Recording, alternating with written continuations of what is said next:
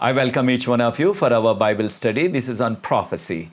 This is on Book of Revelation, chapter 20. This is the third presentation, the third video on chapter 20. Today we are going to cover chapter 20, verses 7 up to 15. Chapter 20, verse 7 to verses 15. We are going to cover today. And as I said, this is from the historicist point of view. I follow and I uphold historicist interpretation. And also, my burden is to share the truth from Revelation, all of these prophecies of Book of Revelation. So this is for the common believers who are hungry and thirsty for God's word in these last days. So that's why I'm trying to avoid the technical terms and trying my level best to avoid the original Greek words and other scholarly stuff.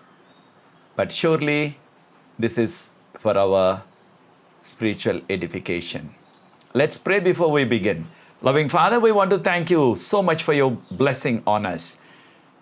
You have given us the privilege to study and to learn your prophecies in these last days. Bless each person watching and learning your word through this presentation and through this video. And we invite you, the Holy Spirit, to teach us these deeper insights so that we can understand and come closer to you. Bless us, Lord, because I pray in Jesus' loving name. Amen.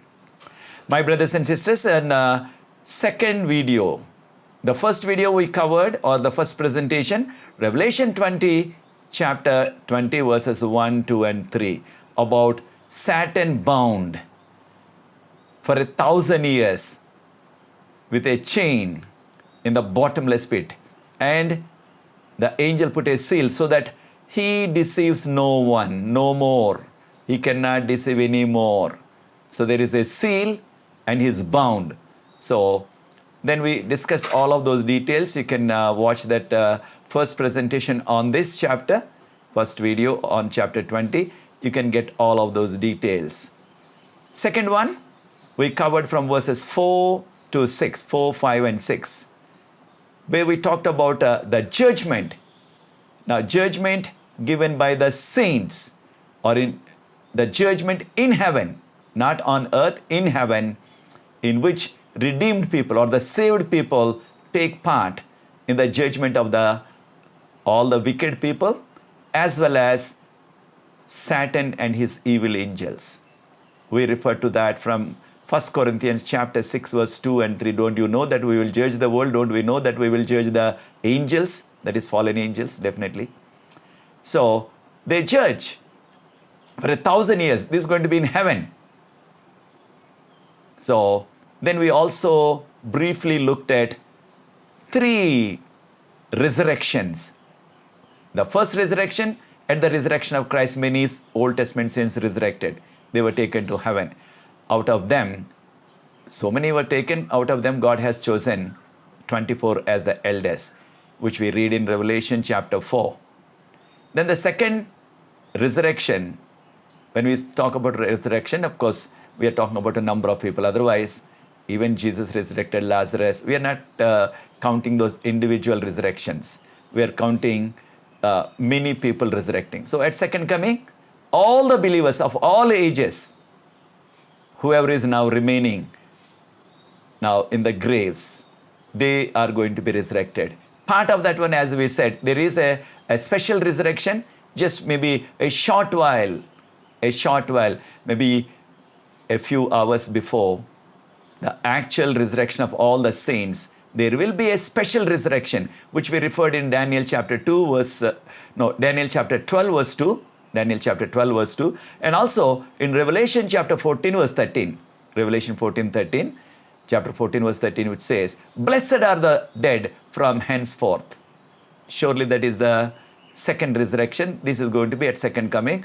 But in the second coming, blessed are those who take part in the first resurrection, it is said. Of course, it's called first resurrection here because at second coming, saints from all the ages. But when Jesus resurrected, only some selected saints, but many of them resurrected. How many we do not know. Their names we do not know. We are not told in the Bible. But this is at second coming. Blessed are those who have part in the first resurrection. They are holy people. We talked about that. But a few people who crucified Christ will resurrect for a short while. They will fall dead. We learned that in the second video, second presentation. Then the third resurrection, the final resurrection, is at the end of the 1,000 years. We refer to that in Revelation chapter 20 verse 5. Rest of the dead did not live for another 1,000 years. So all the wicked are going to resurrect at the end of 1,000 years, which we call at the end of millennium. So this is what we learned. Now we will start Revelation 20 verse 7. After 1,000 years, repeatedly it is said after 1,000 years. But let us not understand this one as symbolic.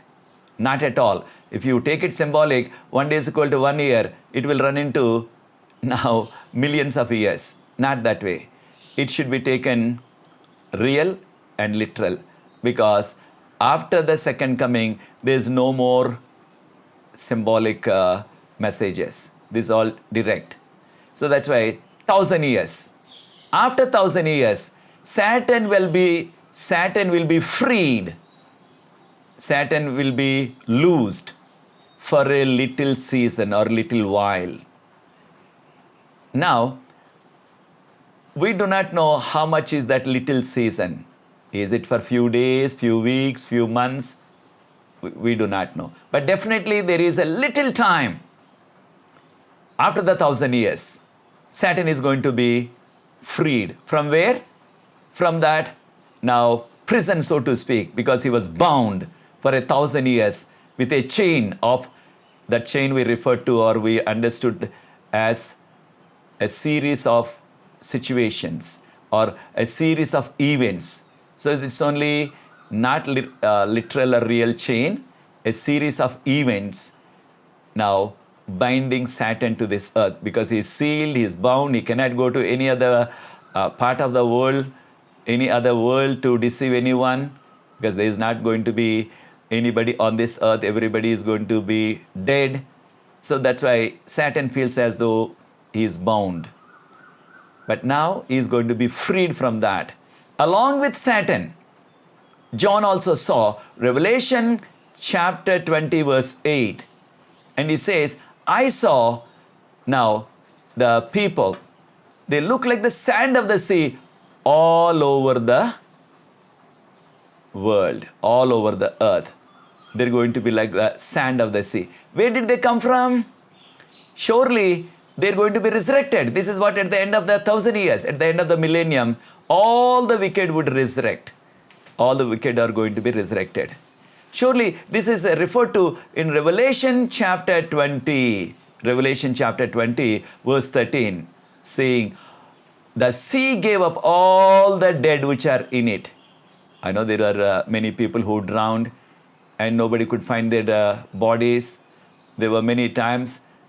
Now some bodies are dumped into the sea. So whichever the dead in the sea, and sea is going to hand over all the dead from the seas and the oceans. And also we are told, this is Revelation chapter 20, and now the following verse, which says, the death gave up all the dead in it. That means all the dead from all the ages, starting from Cain, the wicked person whom we know in the Bible, first wicked person whom we know. Everybody is going to come back to life. This is what we call resurrection of the dead. So since everybody for all the ages, let us say now, according to the Bible, the earth was created 6,000 years ago. Earth was created 6,000 years ago. I know this is contrary to the scientific explanation, because science believes, that is their belief, they don't have any conclusive proof that earth was created millions and millions and millions of years ago. But as God's people, we don't believe that. we believe what Bible says. Bible says God created everything in 6 days. This is 6 days creation. 7th day he rested. So the age of the earth, or people are living on this earth from the time of Adam only for the last 6,000 years. So all the wicked people, now they're going to come back to life, resurrect. That's why there's so many people everywhere. That's why now for John, they look like the sand of the sea. They're like the sand of the sea. When John wrote this one, we know he was there in the island of Patmos. So on the seashores of that island. So he knows so much sand on the seashore. He was witnessing every day. That's why he was comparing all the wicked people like the sand of the sea. Can anybody count the sand of the sea at the seashore? Nobody. Likewise, nobody can count that many wicked people of all ages came back to life at one time. Then they are referred to as Gog and Magog. Gog and Magog. Who are this Gog and Magog? Now, if we go to Ezekiel chapter 38 and Ezekiel chapter 39, when you have time, please go through these two chapters, Ezekiel chapter 38 and Ezekiel chapter 39. Tells about now Gog and Magog. These were the leaders. These were the leaders. Gog and Magog. Leaders. Leader means king of those wicked people in those days. The most wicked leaders. The most wicked leaders of the wicked people. This is what now prophet Ezekiel was referring to. That's why here all the wicked people of all ages, they are addressed or they are referred to as Gog and Magog, because in the Old Testament time, Gog and Magog were the most wicked leaders of those wicked nations. That's why all of them are referred as Gog and Magog. Then, what they are going to do, Gog and Magog? Now, Satan is alive. That means Satan is set free, and all the evil angels and all the wicked people of all ages, they are alive on the earth. Now, many times the thought is crossing my mind. If that many people from all ages are going to come back to life, are going to be alive, even for a day or two, now, how much food is needed for them? And where they're going to get the food? Where they're going to get the clean drinking water? Where they're going to get some other essential needs of their life? Because during the millennium, for 1,000 years, there was no sun. All the trees dead, all the plants dead. Now, there is no food available, because food is, the source of food is plants and trees. There is no food available, because 1,000 years nothing was growing. The whole earth was just like a barren desert. So now, what will be the situation? Just only I'm imagining. We are not told anything about that, but definitely it's going to be terrible time. On top of that, these were all wicked people. Wicked people. They're not having any compassion or any, let us say, tolerance towards each other. They're so wicked. And most of them are murderers. So, the time is going to be chaotic on this earth at that time. Then, that is the time the holy city comes down from the sky. What is the name of the holy city? The name of the holy city is New Jerusalem. New Jerusalem is going to come down. Now you remember at second coming, only God the Father, God the Son, God the Holy Spirit, 24 elders and all the other people whom Jesus has taken at his resurrection, and all of those millions and millions of angels, they came to the mid-sky to receive all the saints at second coming. The city did not come. They did not come with the city, the New Jerusalem. But at this time, at the end of the millennium, at the end of the 1,000 years, after the second coming, even the city is going to come down now. That means the whole heaven, when we say city of New Jerusalem, that is what we call heaven. The whole heaven is coming down. The whole heaven comes down. Now, this is what we are referred to in Zechariah chapter 14. Zechariah chapter 14 verse 4 onwards. Now, at the end of the millennium, then Christ will come down and land on Mount Olives. This is the time the whole city comes down, New Jerusalem. I want you to notice this one. At the end of the 1,000 years only, Jesus is going to come and step on this earth. At second coming, he is going to stay or remain in the mid-sky, in the mid-air.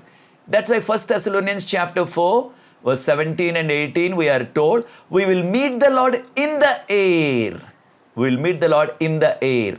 Which means Jesus is not going to come and land anywhere, whether it is on Mount Olives or in Jerusalem or Bethany or Bethlehem or Nazareth, nowhere. He's going to remain in the mid-sky. Angels will come and gather all the saints from all over the world, from four corners of the world, and we will be taken to meet the Lord in the air. This is Matthew 24 verse 31. Matthew 24 verse 31. That's why Jesus comes and steps on Mount Olives at the end of 1,000 years, that is at the end of millennium. Then the holy city comes down. And we can imagine with the now touch of his foot, the touch of the feet of Jesus, the whole Mount Olives will melt. That's what we read in Zechariah chapter 14.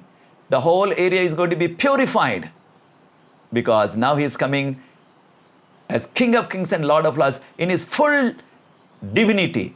When he came 2,000 years ago, he came as a human being. His divinity was there with him, but his divinity was covered with the human flesh. But he is coming now in his full divinity. That's why the whole earth is going to be purified by the touch of his feet on Mount Olives. The whole Mount Olives is going to melt. Sure. Then, seeing that holy city, New Jerusalem, then all the wicked people, led by Satan, they're going to surround the city. For what? To fight against God.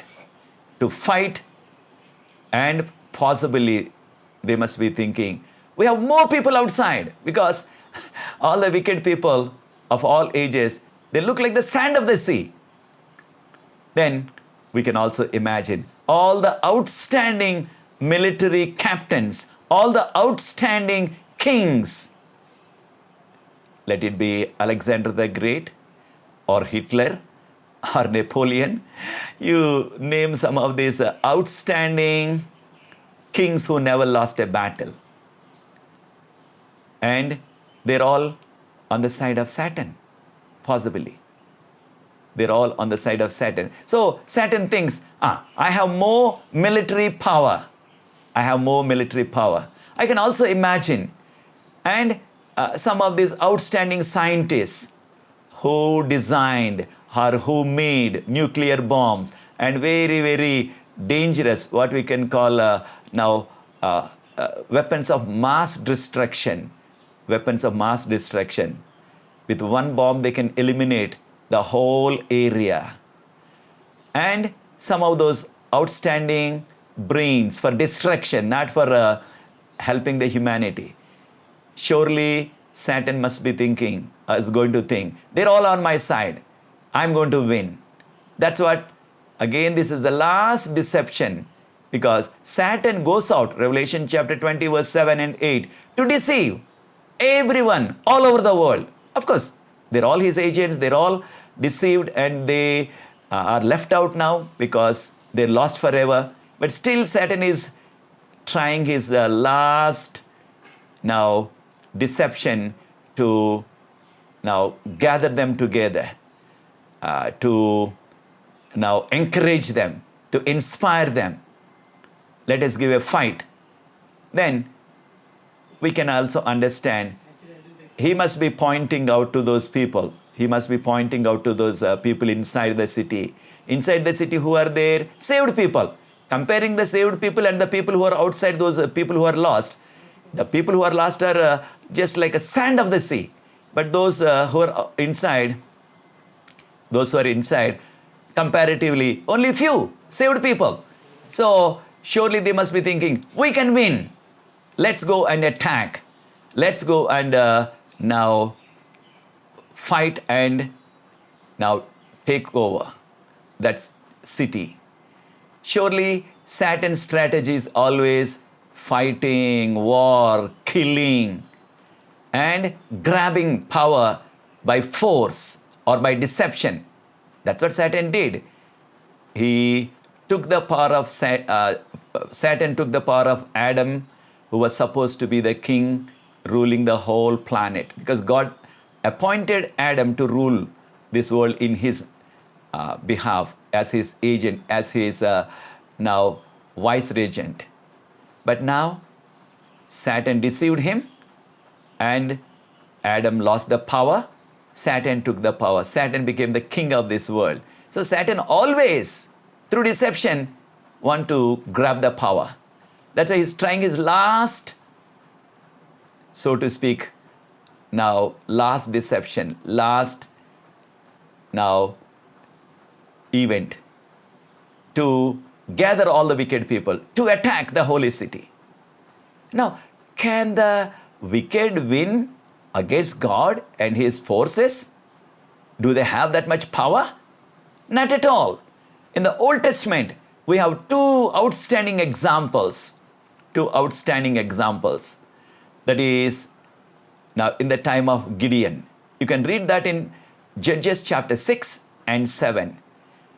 And in the time of Gideon, and Midianites came, over 200,000, over 2 lakhs of Midianite soldiers to attack Israelites. They came to defeat and to occupy Israelite lands, Israelite nation, or the nation of Israel.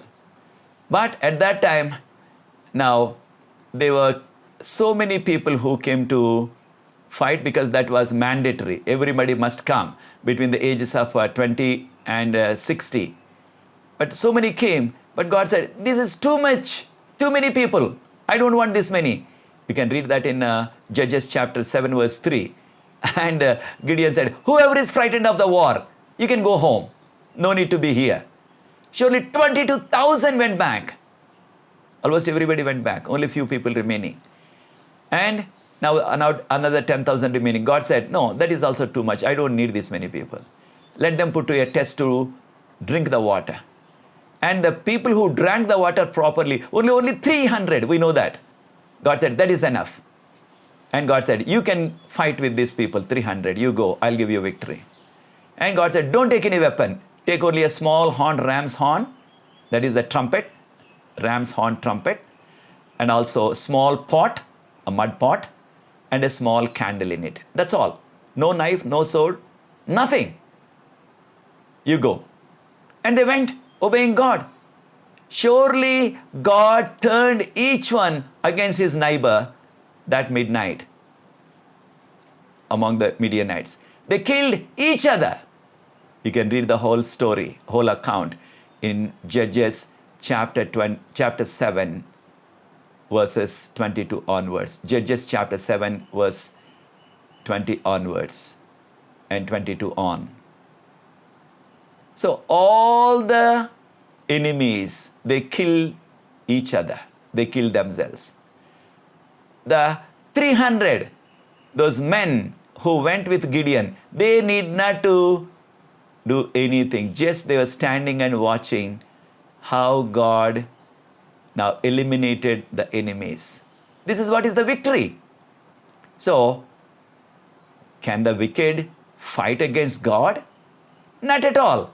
But they're trying their level best. Also in the time of King Jehoshaphat, in 2 Chronicles 20, also similar thing happened. At that time, 3 forces, Ammonites, Moabites, and Edomites. So they came together to attack Judah. And King Jehoshaphat was a good man, faithful man, praying man, God-fearing man. And he came and prayed in the presence of God. He called all the nation of Judah and declared a fasting. They all fasted and prayed in Jerusalem. God said, you go, you need not to fight. I will take care of the enemies. You go. And they went. How did they go to the battlefield? Singing with the musical instruments they went. They did not take any weapon.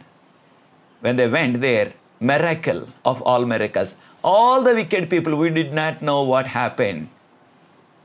We do not have any account what happened to them because they all came together unitedly, three forces, Ammonites, Moabites, Edomites. But they killed each other.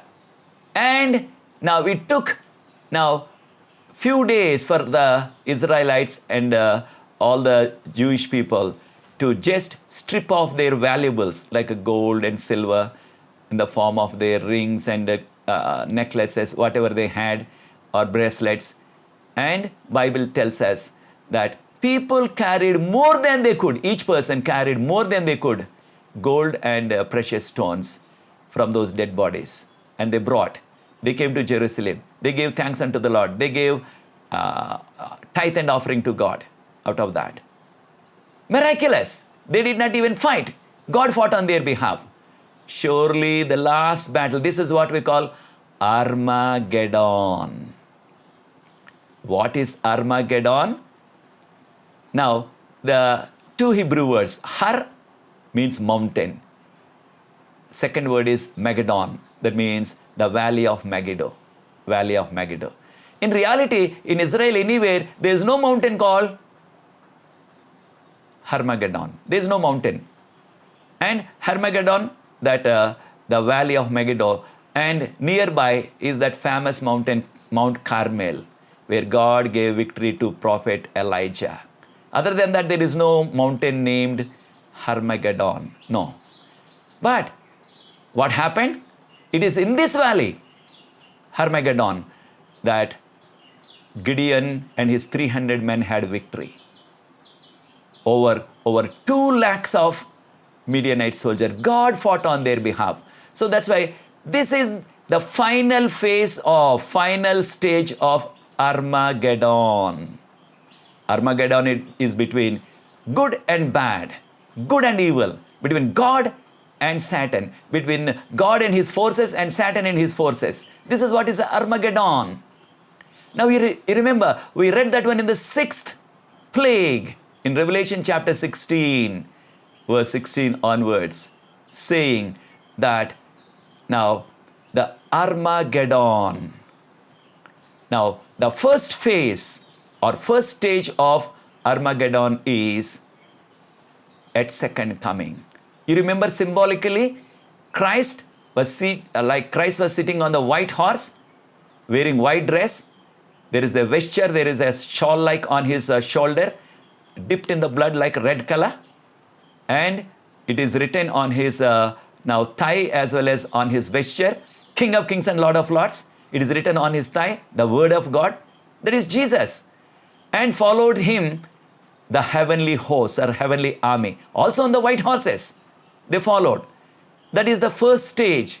But we don't see at second coming any literal battle between God and Satan, between the forces of heaven, that is angels and evil forces.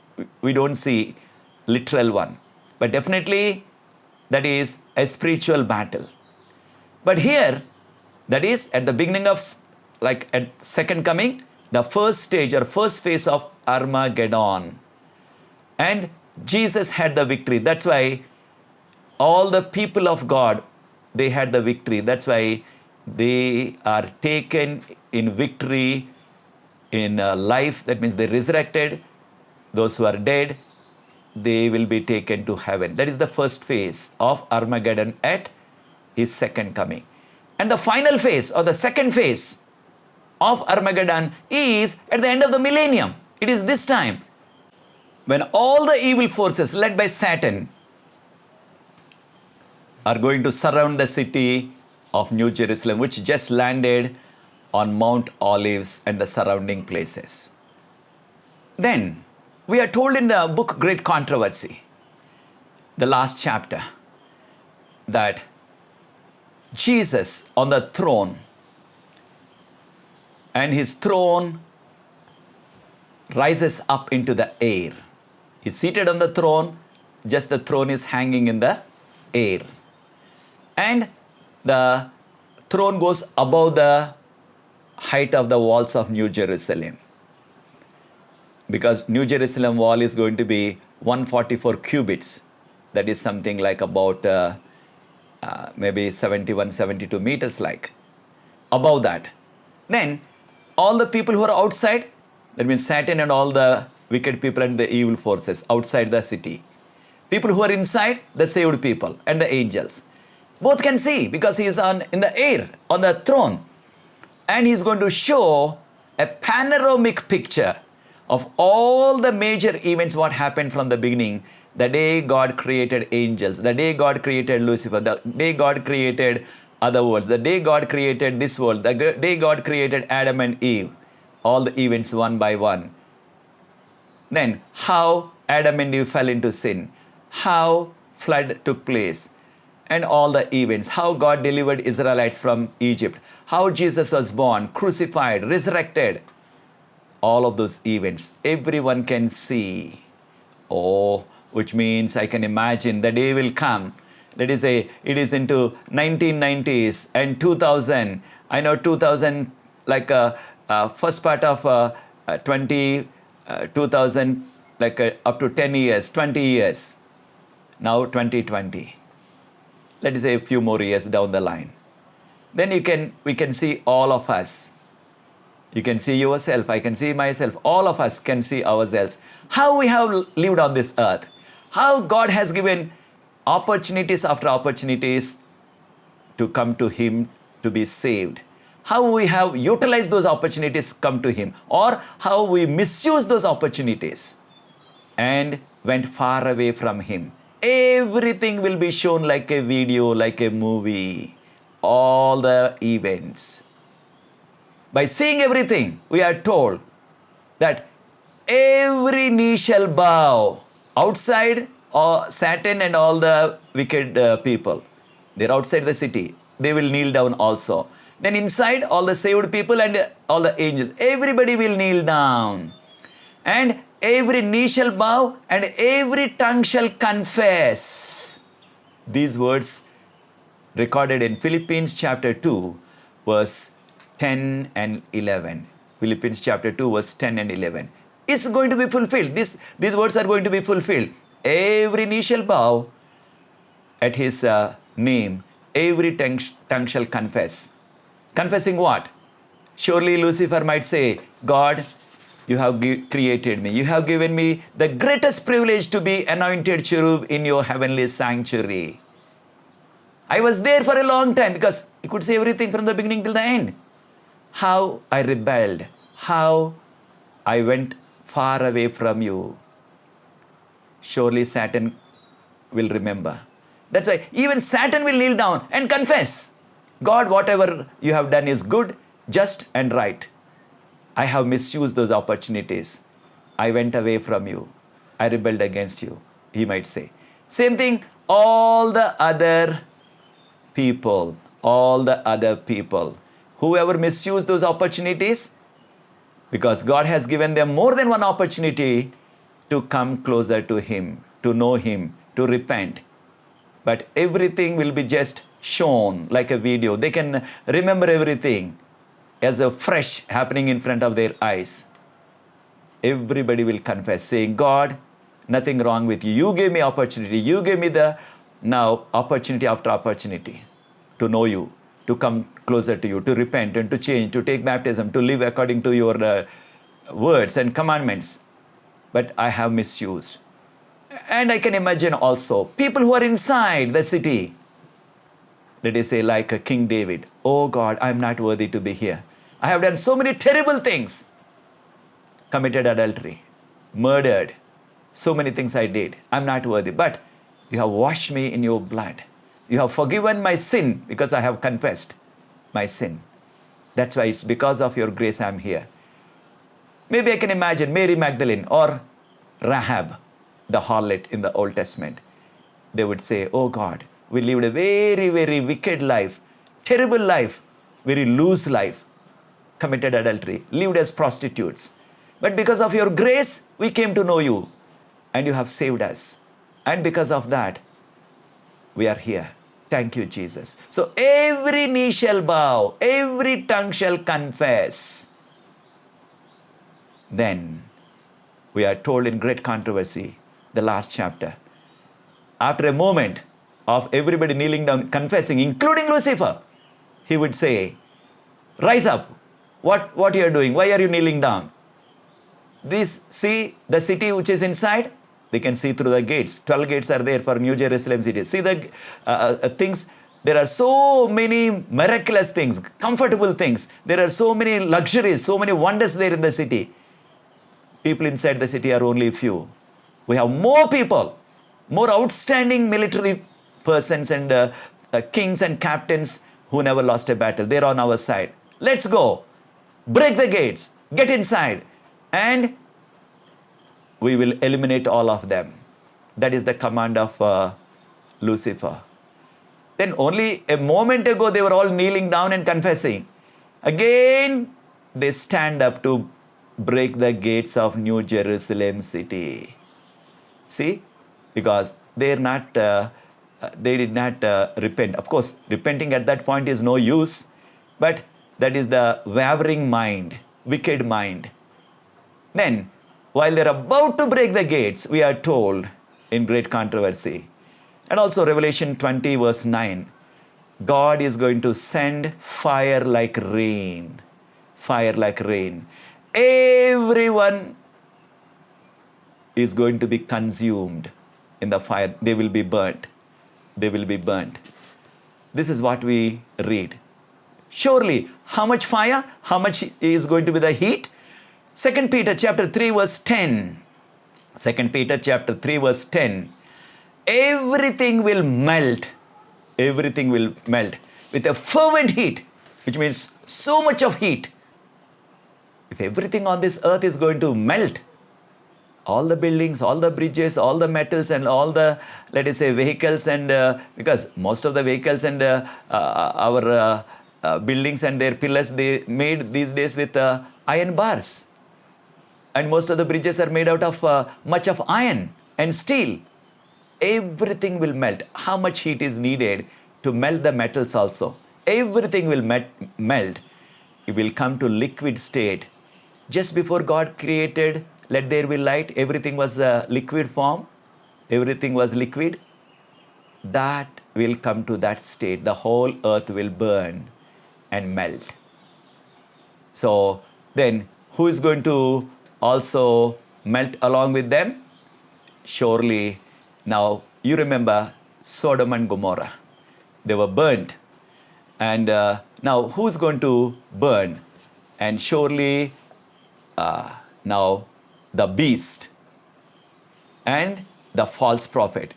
The beast, you remember we identified the beast and also the false prophet who did not follow the Bible but claim themselves as Christians or churches or denominations. All of those going to be there. Along with Satan, who is the father of lies, who is the deceiver. Everybody will be thrown into lake of fire. We read that in Revelation 20 verse 10. Everyone will burn and melt. Now, but when we say they will be tormented day and night, and also even the word is used, they're going to be tormented forever. But now, when we say it is forever, Revelation chapter 20 verse 10, we need to understand that expression, forever.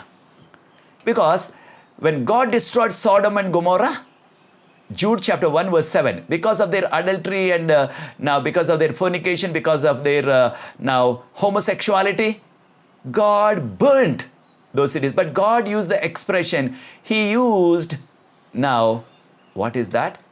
Eternal fire. He used eternal fire to destroy Sodom and Gomorrah. Is anywhere in the world Sodom and Gomorrah, these two cities, still burning? Because the expression is used, he used eternal fire, fire which continues forever. Is there anywhere it is burning till today? Answer is no. Yes, it was burned for a time, everything reduced to ashes, but the results of Sodom and Gomorrah, which happened over 4,000 years ago, around about 4,000 years ago, because that was in the time of Abraham and Lot. But till today, all the believers down through the ages, we talk about, we remember Sodom and Gomorrah. Results are long-lasting.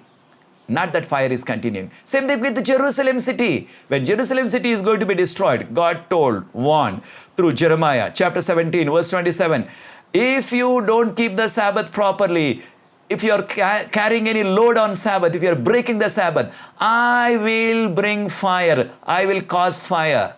And he said, that fire is going to destroy everything. But God used the expression, or the expression in English is translated as, I will send unquenchable fire. Unquenchable fire. Jeremiah chapter 17, verse 27. What is unquenchable fire? The fire that cannot be stopped. Unquenchable. The fire that cannot be stopped. Is Jerusalem burning even now? Is Jerusalem city burning now also? Not at all. It's not burning. We know that. 2012, I had the privilege to visit. Surely, it's not burning anywhere. But the results, what happened because of that fire there in the time of King Nebuchadnezzar and his army, which came and set fire to Jerusalem city in 586 BC on July 19. Yes, it was completely burned down and became ashes. There is no fire now, but the expression is used in English, unquenchable fire. We need to understand this expression. What is that? Forever. It's not going to continue endlessly, which means now there will be a time, for a time it's going to burn, all the wicked would burn, and they would be reduced to ashes. Same thing, even King David was using this expression forever. First Chronicles chapter 28, verse 3 and 4, especially verse 4, which says, God chose me as the king of Israel forever. God chose me over the Israelites as the king forever. Is David ruling even now? Is King David alive even now? Not at all. He ruled only for 40 years. In his old age, he died a natural death. But he says, God chose me over Israelites, over this nation of Israel, as the king forever. That's why we need to understand that expression forever is not going to continue forever. Endlessly, not at all. But definitely, for a time it's going to burn. That's why we are told in Malachi chapter 4, verse 1, it will burn like oven, like a root and the branches. Surely, if you put a fire to a dry tree, or if you cut the tree and put it into the fire, then the small twigs, small branches and those dry leaves would finish first. Then that little fat branches, then that fat trunk, then the roots. Roots will burn for a long time. Likewise, surely all the wicked people, just like those dry leaves and twigs, those small now branches. And people who did more sin, sure they are going to burn little longer like the fat branches. Or more sin, more wicked people did so many terrible things on this earth, maybe like the trunk. But Satan is the root of all the sin. He would be the one who will be burning till the end of all the wicked finish burning. But what happens if you put that any tree into the fire? After burning for some time, it will be reduced to ashes. That's why Malachi chapter 4 verse 1, it says, it will be burnt up. It will be burnt up. Then the whole world, as we quoted 2 Peter chapter 3 verse 10, will melt because of that fervent heat. Then God is going to create new heaven and the new earth. New heaven and the new earth. Revelation 21 verses now 1 onwards. Surely. Now Revelation 21:5 says, behold, I make everything new. Where? Again on this planet earth. When it becomes liquid everything, God is going to create new heaven and the new earth. Revelation 21 verse 5. Behold, I create everything new. Then maybe that question may come up in your mind by saying, will this sin again come up after maybe some million years or 2 million years, after 1,000 years or 10,000 years? Can this sin be repeated all over again? Somebody would, like Lucifer, rise up and rebel against God. Again, the whole sin process will go like a wheel. Will it come back? Answer is no. Why not? We are told in Nahum chapter 1 verse 9. Book of Nahum chapter 1 verse 9. It says, the affliction shall not rise up the second time anymore. The affliction or that sin, that rebellion will not come up. Will not come up anymore second time. It will not come up. And you may say, why? There is a possibility because we are going to have that freedom of choice, power of choice. Can somebody, some angel, some person, or if not on this planet, some other planet, somebody would do exactly like Lucifer rebelling against God and doing all over again? Can it happen? Answer is no.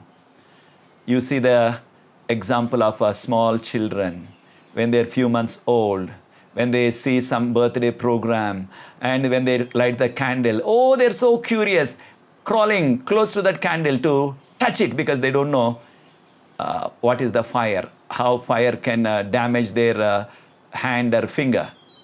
And I know their mother, their father, or their sister, somebody says, no, don't go near it, it's going to burn you.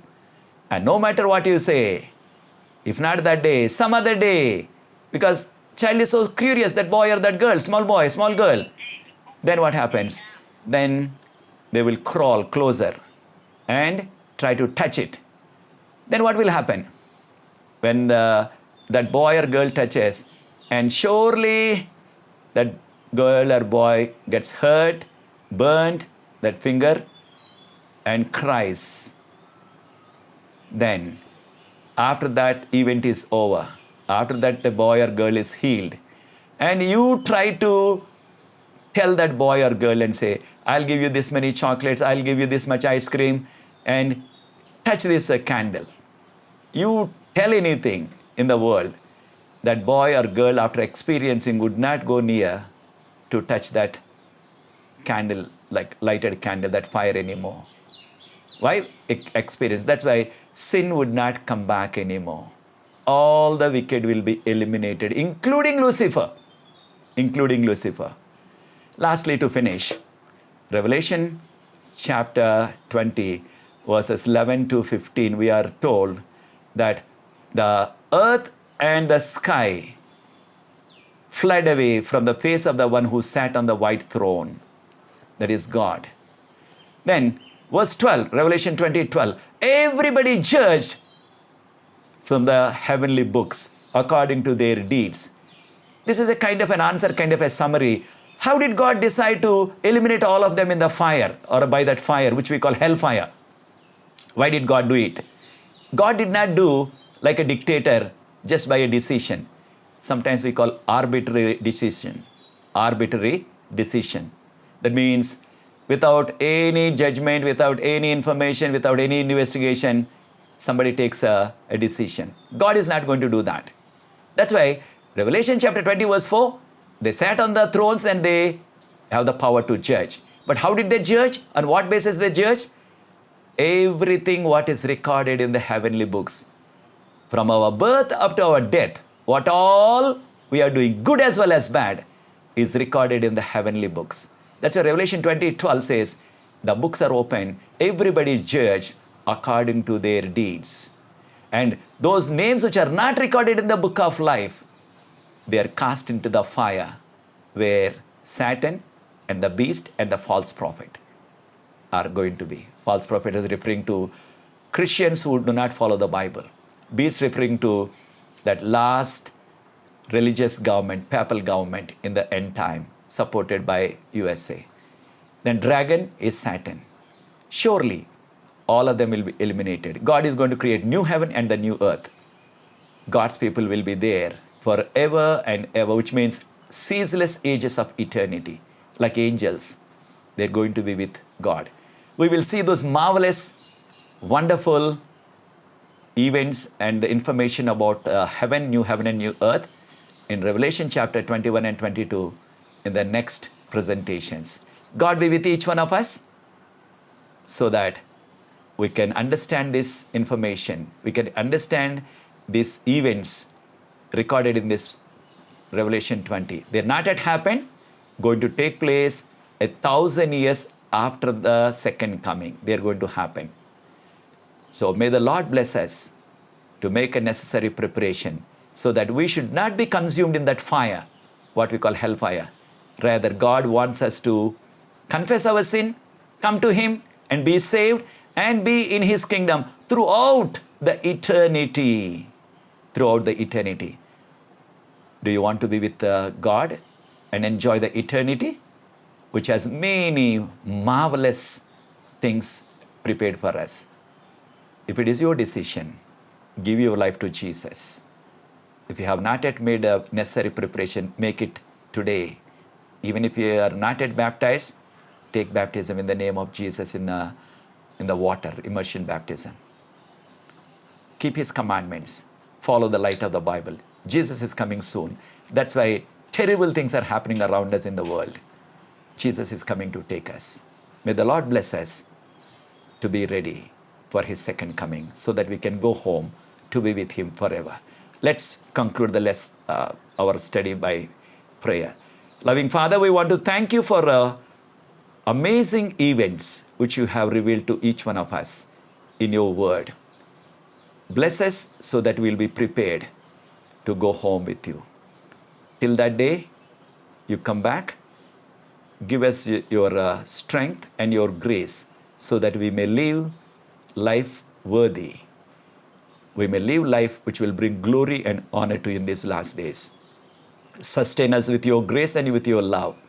Take care of us and protect us, because I pray in Jesus' loving name. Amen. God bless you, my brothers and sisters. If you like this presentation, if you're blessed by this presentation, you can share it with anyone without any permission. No need of any permission from me. You can utilize this one. My burden is if someone can be blessed by this presentation, that's all we want. That's all is rejoicing for me. God bless you. Keep praying for me. And if you have any question anytime, and you can contact me, and at least sometime, if not immediately, I can respond to you and introduce this presentation and my YouTube channel to others whom you know. Thank you. God be with you. God bless you.